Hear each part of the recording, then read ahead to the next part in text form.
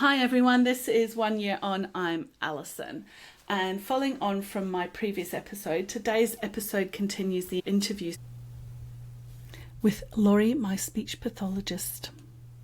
And firstly, I need to read this disclaimer to you. This episode is general information, it's not medical advice, and doesn't replace assessment or care from your own clinical team. If you have concerns about your health or recovery, please seek advice from a qualified health professional. Can then we maybe talk about the things that friends and family could do to help people with their communication and their confidence? Yeah. Because I think that having that is really important. Yeah. You can give me your feedback on this, because I tell people, please be comfortable with silence. It is okay to let the person with aphasia work through it a bit and just give them that extra time and just be comfortable to wait. And because I feel like a lot of people are uncomfortable with silence, and so they're jumping to like fill in because they just want to help their loved one and they don't want them to struggle. So then they're just jumping, and it's like, hang on, just let's take it down a notch. So It's funny you say that, because I was always the one who would be filling in.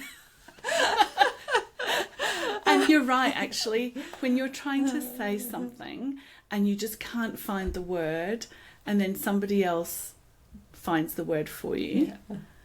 That didn't upset me so much, but I could see that that was not allowing me to find that word. Yeah. And me then to complete the cycle. Yeah. Or complete whatever it was I was trying to do. And you're right, they're just trying to help. Yes, and everyone's personality is different. So you may have somebody who is going to hit frustration extremely quickly, and they may need help a lot sooner. But yeah, that's one suggestion I would say. That's a good suggestion, isn't it? Yeah, and same thing for family. Like, don't aim for perfection. If this person communicates well using multiple strategies, that's great. Hand gestures, as you said before. Very, very good. And what should family and friends avoid doing or saying that makes communication unintentionally makes it harder? Yeah, probably, one is maybe jumping in too quickly, where this person is going to just need some extra time. So not jumping in too quickly and then providing just too much information at once. And so, if sometimes a family member might ask a question and it's like, okay, you're going to have to wait. You may have to wait for processing time. You may have to wait for this person to put their words together. But instead of waiting, they may ask 5 more clarification questions. So it's like, nope, just stop. Don't give too much information and keep talk.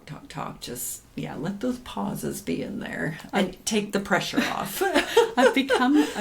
I'm always talking. I'm always having lots of conversation, but I think I've become more comfortable with silence. Yeah. My husband or my mother would probably say otherwise. But I used to talk a lot to myself, and in my head, or talking. How you have that inner voice, and I'd always have a tune playing in my head, or something, and I think that's still there. Yeah, and that's you. So again, each person's going to be different, and that's part of a speech therapist's job, is to work with family members and friends to help give advice on the strategies that are most beneficial. Because somebody else may, as I mentioned, may get frustrated really quickly, and they'll need some cues quicker. So as we work with someone, we're figuring out, okay, this strategy is working well. So friends and family being open to that. No 2 days would be alike for you as a speech pathologist, I'm sure, in terms of what you do, because each person is so different, and you have to meet them where they're at. Yes. Yeah. So what would you say good support looks like from a clinician, especially when someone's overwhelmed or fatigued? Yeah. Because I suspect you would deal with a lot of people like that.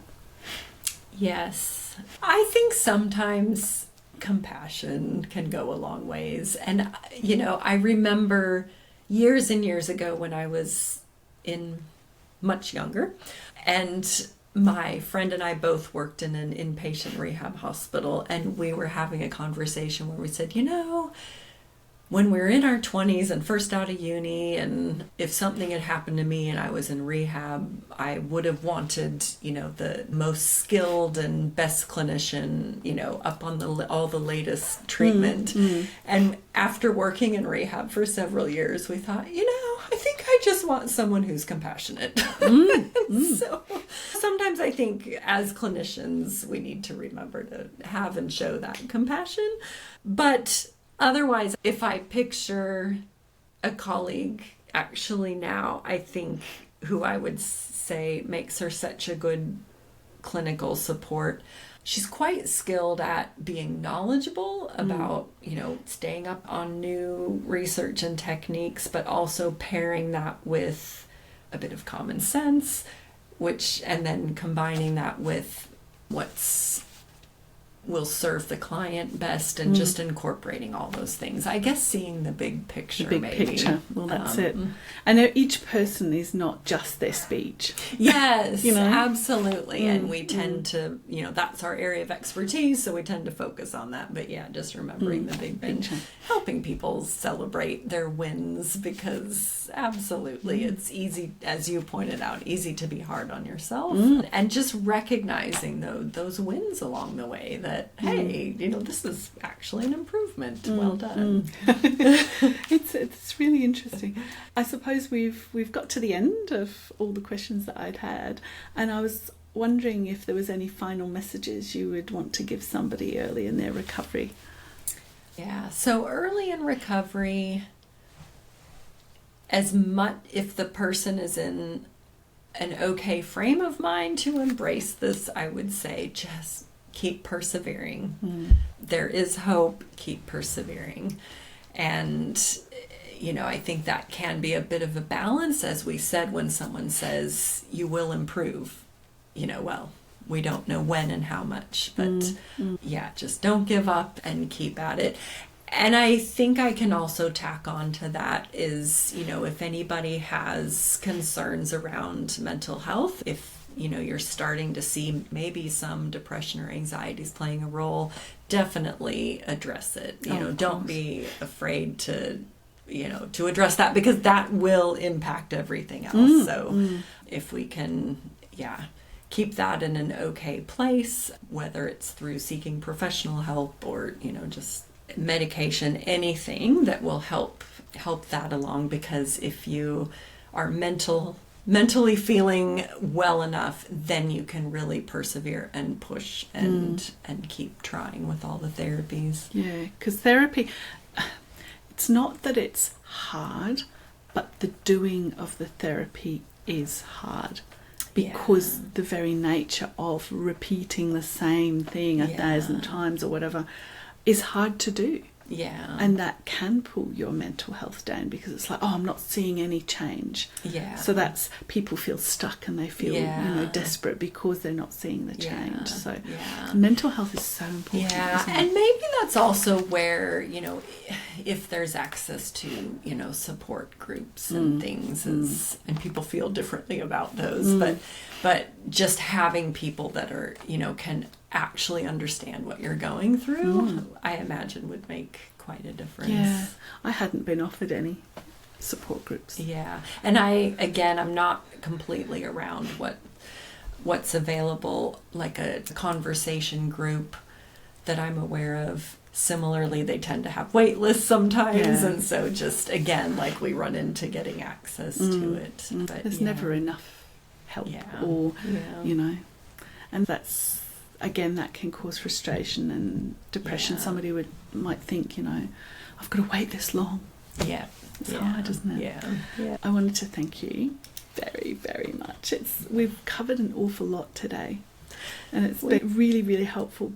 I think everybody will agree that speech therapy is actually so wide and so varied, and it's been really, really good to sort of delve a little bit into it with you today, because I wanted to sort of share with people how phenomenal my experience has been working with you, and certainly you gave me hope in a situation where I did feel quite desperate. So thank you so much for coming. You're so very welcome. Thank you so much for having me. It's been enjoyable to delve into all of this. And yeah, thank you. And I thank you for this podcast, because I think just getting the message out to people, hopefully they will learn and be a bit more aware. And you never know who might be listening that thinks, oh, somebody understands. Well, exactly. I mean, the idea that I set this up was about, giving people hope and sort of sharing my own experience, obviously, in the beginning, but because,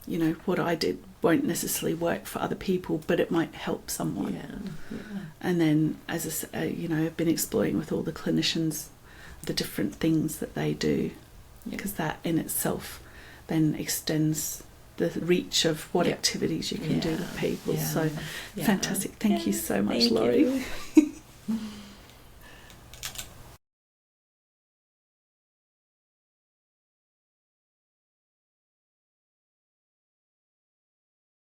That concludes these 5 wonderful parts from my interview with Laurie. If you have enjoyed this series, please like, share and subscribe. Hit the notification bell or add a comment. I will be back next time to explore another interview. I've got several planned at this time of recording, and I'm hopeful that you will find them as interesting and helpful as this one has been. Thank you.